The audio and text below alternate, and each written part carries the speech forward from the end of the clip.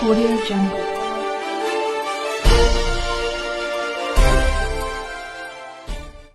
अस्सलाम वालेकुम नाज़रीन, पाकिस्तान न्यूज़ में खबरों के सिलसिले जारी। रिपोर्ट सामने परेयालुء मां जी नाज़रीन, परेयालुء सोलंगी वेलफेयर एसोसिएशन जी अहम गॾिजाणी परेयालुء आफिस में थियल गॾिजाणी में برادري जे अॻवाणन अहमद सोलंगी, नياز सोलंगी, الله सोलंगी, एडवोकेट محمد افضل सोलंगी, مشتاق सोलंगी समेत برادري जे माण्हुनि जी शिरकत।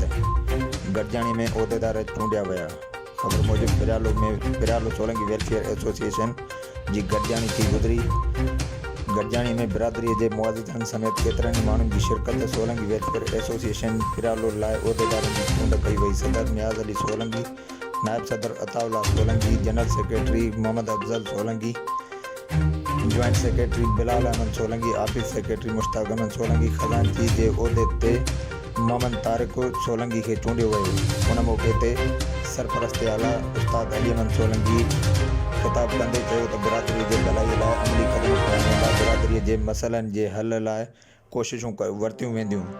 हुन चूंडियलनि عھديدارن खे हिदायतूं पिणु ॾिनियूं जॾहिं त गॾिजाणी में तनवीर सोलंगी, वाजिद अली सोलंगी, ज़ाहिद सोलंगी, गुलज़ार अली सोलंगी समेत برادري जे केतिरनि ई माण्हुनि शिरकत कई। वधीक ख़बरुनि लाइ ॾिसंदा रहंदा वाइसाख परेयालुء।